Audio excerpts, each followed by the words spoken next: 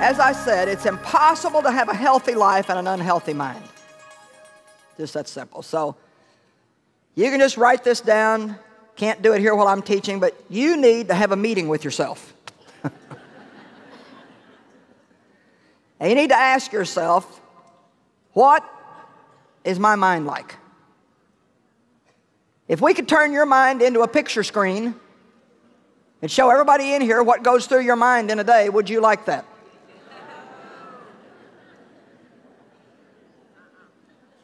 And sometimes we think, well, it doesn't hurt to think it, nobody knows anyway. Well, that's not true, because thoughts lead to actions. The Bible says plainly, as a man thinks, so does he become. I say it a little different way. Where the mind goes, the man follows. It's pretty simple.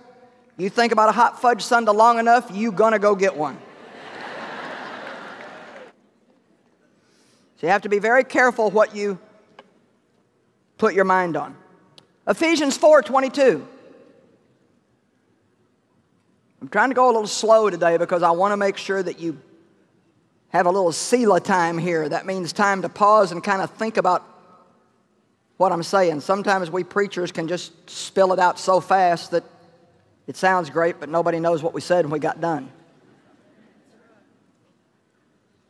Ephesians 4:22 says, strip yourselves of your former nature, put off and discard your old unrenewed self, which characterized your previous manner of life, and becomes corrupt through lust and desires that spring from delusion. Another way of just saying it simply is, stop sinning. And right away we think, I'm trying to. What do you think I'm here for today? Now, if we could just skip for a minute to verse 24. Let's don't show them verse 23 yet. Let's go to verse 24. And put on the new nature. Strip off the old nature, put on the new nature. The regenerate self, created in God's image, godlike in true righteousness and holiness. So, wow. In verse 22, we say, stop that old way of living.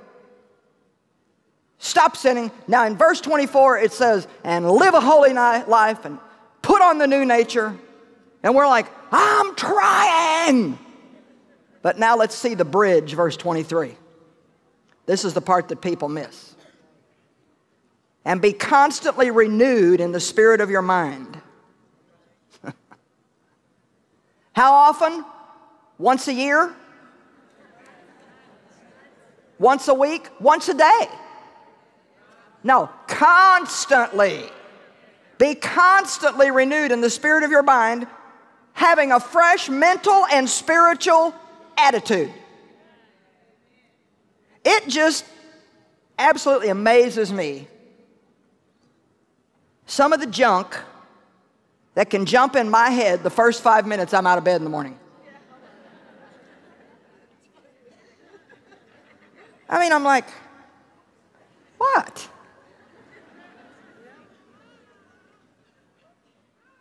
See, nothing good happens accidentally. So good things have to be chosen. But bad things will happen where there's no opposition. Now, can you get that? Because that's very important. Bad things will happen where there's no opposition. And the example I like to use is you cannot catch health, but you can catch disease.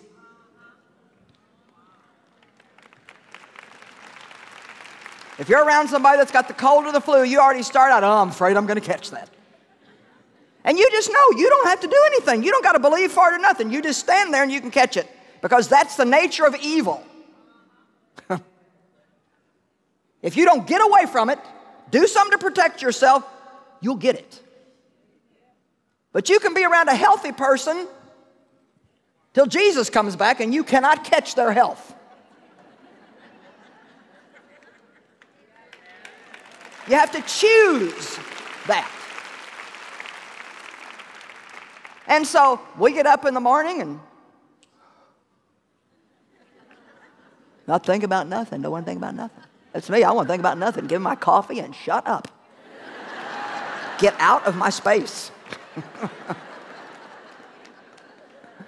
You know, I'm just not a morning person. I'm not mean, but I do like my time.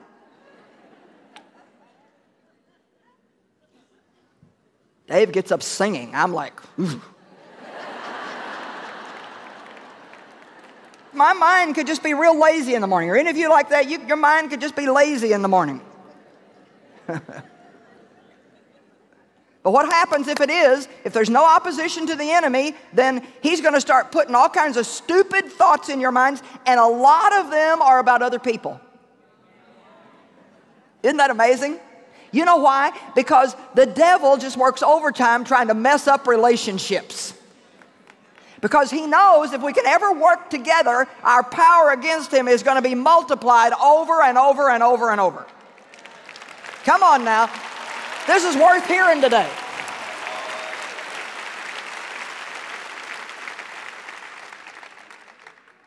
You're brushing your teeth thinking, well, I worked my behind off last night and cooked that great meal. Nobody even told me it was good. Then the next minute you're thinking, you know, that birthday present Susie got me was really cheap, and I bought her a nice birthday present. I mean, you can go all over the world in 5 minutes thinking about everything that everybody ever did that aggravated you. Come on. And you don't have to try.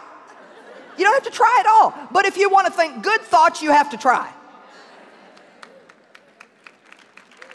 You got to try to do that.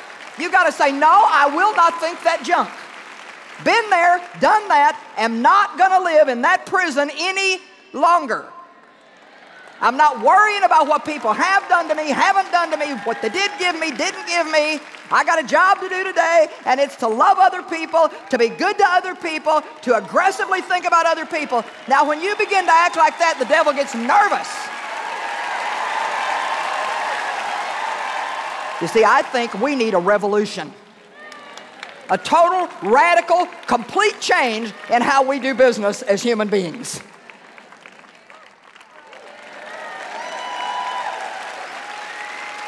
Because I am just up to here with unhappy, miserable Christians. We're supposed to be the happy folks. The light of the world. So we have to do something about our minds. That's just all there is to it. Now, I've got about 6 things here I'm going to mention. Each one could be a series, but I think if we want to have mental health, mental wholeness, then there's a few things we have to realize that God has told us to stay away from. One of them is worry and anxiety. Now, I know right now, 500 of you thought, I can't help it, I'm just a worrier. Stop that I can't help it stuff. Remember we said last night, we can do whatever we want to do, because anything that God tells us to do, He will give us the ability to do it if we will get into agreement with Him and make the effort and exercise and be diligent. He gives us the promise. He says, here, you don't have to worry and be anxious. You don't have to worry about the future. I'll take care of you. You don't have to worry about your provision. I'll take care of you. You pray, trust me, I'll take care of things. You may not know how it's going to happen. You may not see how it's happening, but you keep your trust in me and I will work things out. Now that's God's promise. But you get up in the morning, you're brushing your teeth, not thinking about anything in particular. Here comes the devil. This stuff ain't working. You better get a plan. You better get a backup plan just in case old God don't come through. Come on, don't tell me you don't think like that. And our backup plan is to worry and be anxious about what we can do to finagle and work things out just in case. Now, you know I'm right. And I found that we got to get violent. The violent take the kingdom by force. But we don't need to be violent with people. We need to be violent with the enemy who tries to destroy our lives through all this stinking thinking. And the minute the enemy comes and says, yeah, this stuff ain't working. You've been praying 20 years. Your husband's meaner than he was when you started.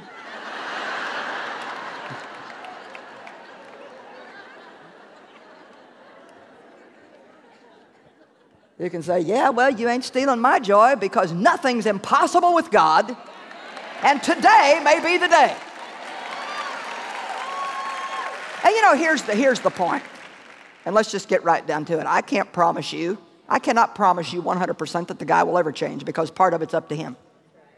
But I can promise you that you don't have to let him bother you. I can promise you that right in the midst of all these things, you are more than conquerors. And you can have joy, and you can have peace, and you can be a great witness, and you can have a good life.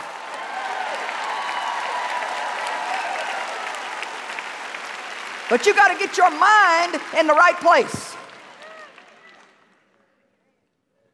When you worry and you're anxious, you're gambling.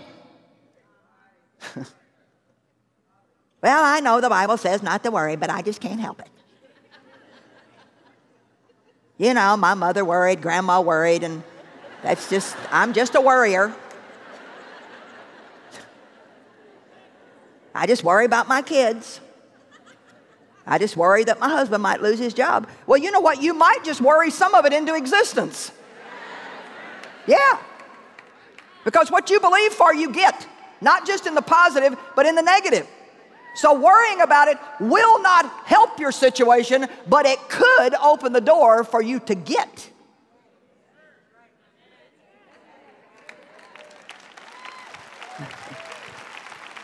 Especially if you start thinking about it and then talking about it, thinking about it, talking about it, thinking about it, talking about it, thinking about it, talking about it, talking about it, thinking about it. Second thing is, the healthy mind is not confused. So many people are confused. If I'd have walked in here this morning and said, how many of you have been experiencing a lot of confusion about your future? I mean, there would have been more hands up than down, I can promise you. But God is not the author of confusion. Well, why do we get confused? Because we reason. The devil wants to fill our mind full of reasonings. He wants us to try to figure it out. Your mind rotating around and around. I was always one of those kind of people, I wanted to figure it out. Dave and I'd have an argument, and I'd stay up all night trying to figure it out. Why did this happen? This same thing happens all the time. Every time we try to talk about that thing, this happens. And so how did this happen? I'm getting more and more upset all the time. Dave's in bed sleeping. Got the feather comforter pulled up to his neck, and I'm in the other room about to have a nervous breakdown. Said to God about 3 o'clock in the morning, God, what am I going to do? I just can't take this anymore. God, you got to show me, what am I going to do? He said, why don't you try going to bed? That was God's great answer for me. Why don't you try going to bed? Hello?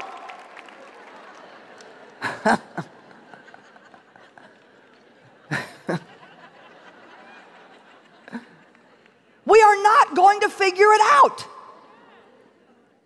We're not supposed to live by figuring things out. We're supposed to live by discernment. And discernment happens in here. Doesn't happen up here.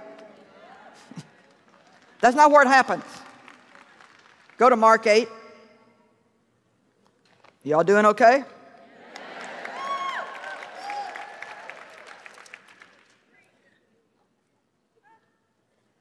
Now, just for those that are just maybe right now turning on your TV and you're thinking, what is all that stuff she's got up there? I'm just trying to make the point in this lesson that life is not some kind of a game where you just roll the dice, see where you end up. No, God said, I set before you life and death. Choose life. We're not gamblers. We're not rolling the dice and just gambling. But we're investing. We're doing what God tells us to do on the front end, believing that we will have a reward after we've invested. Amen? All right, now here's kind of the way we are. This will be amusing, but it gets the point across. Mark 8:13. And he went away and left them. Getting into the boat again, he departed to the other side. This is Jesus. And now they had completely forgotten to bring any bread. And they had only one loaf with them in the boat.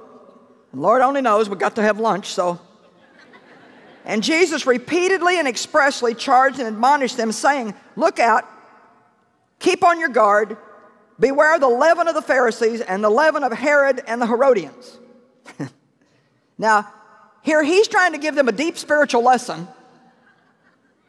And they discussed it and reasoned with one another. Is he saying that because we don't have any bread? See, they weren't any different than us. And being aware of it, Jesus said to them, why are you reasoning and saying, is it because you have no bread? Do you not yet discern or understand? Are your hearts in a settled state of hardness? Having eyes, do you not see with them? And having ears, do you not hear and perceive and understand the sense of what is said? And do you not remember when I broke the 5 loaves for the 5,000, how many small hand baskets full we picked up? And when I fed the other thousands, how many we picked up? You know what? Whatever kind of a mess you're in right now, and no matter how tempted you are to try to figure it out, just stop and remember some other great thing that God did for you. And if you're thinking right now, I just don't think I'm going to make it.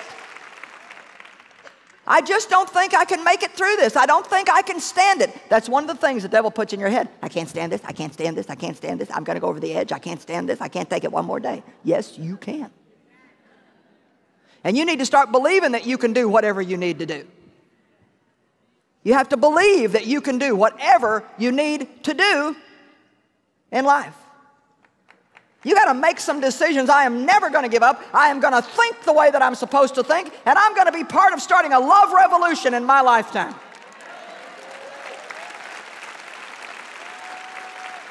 Well, somebody in this building, just make your mind up that you are not going to live the way you've been living unless the way you've been living is the way Jesus tells you that you can live. That you're not going to live worried and afraid and confused and full of reasoning and trying to figure something out all the time. You don't have to live in reasoning. Of course, Proverbs 3, 5 through 7 are great scriptures about reasoning. Trust in the Lord with all your heart and mind. Lean not to your own understanding. In all your ways acknowledge Him. He will direct your paths. Be not wise in your own eyes. And otherwise, don't even think you're smart enough to figure out your own deal. A healthy mind is positive. It's not negative. You can work on that. Try to be thankful. Write down 7 things every morning you're thankful for. It's just a little exercise to help get you turned in the right direction. By the second day, if you're having trouble, that shows where your brain's at.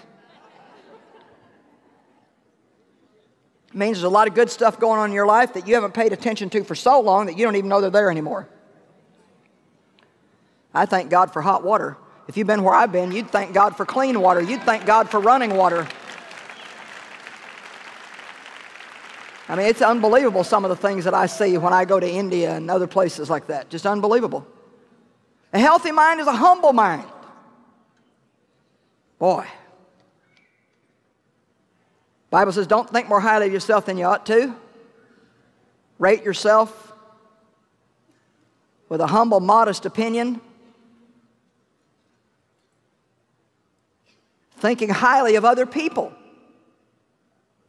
Even more highly than you do of yourself. Now, that doesn't mean to have a bad attitude about yourself. Don't take that out of balance in Romans 12. But it really just means you need to look at other people and say, you know, you are valuable. And your ideas are valuable. And I want your input. Not have this high-minded, well, I'm right and you're wrong. And don't try to tell me nothing. And don't try to tell me what to do.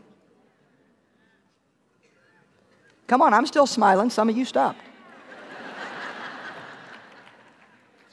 Get yourself off your mind. Got lots of great scriptures for that. Don't have time to go to them. Number 5, a made-up mind. And boy, that's an important point right there. That's when I say you can do whatever you really want to do because you have to make your mind up. But here's what has to happen. You can't let stuff into your mind. You have to shut your mind against stuff. For example, and this is just a practical example. We all understand it. Whether you're doing this or not, you understand it. The very thoughts of trying to exercise and work out just gave me the creeps all of my life. And I had my excuse. I just can't do it. My schedule's too tight. There's no way that I can do it. Dave did it, but I can't do it. And then when I would try, I'd hurt myself. So that was my excuse. Well, every time I try to work out, I hurt myself. I got a bad back, I got a bad shoulder. Just can't do that because I hurt myself. Well, I hurt myself because I was doing them wrong. And I was the type of person, because I started so late in life, that I needed a trainer, somebody that could show me how to do it right, so I didn't hurt myself. And here's what I finally decided. I finally thought, okay, look, maybe I can't go 3 times every week, but instead of thinking about what I can't do and letting that stop me, I'm going to start doing what I can do. And that's how I got started. I thought, I'm going to do what I can do. And the thing that was interesting about that is, now there's very few weeks that I don't exercise 3 times, because I'll do it wherever I'm at, and I do it because I want to. But let me tell you something. There's thoughts that try to get in your mind. Next week, I'm going to be off working on a book, and I was thinking through my schedule, and I thought, well, Monday I'm going to do this, and yeah, I guess I'll go work out about this time. And then I thought, Wednesday, I don't know if I want to go Wednesday. Maybe I'll just skip Wednesday. And right there's where I go, nope.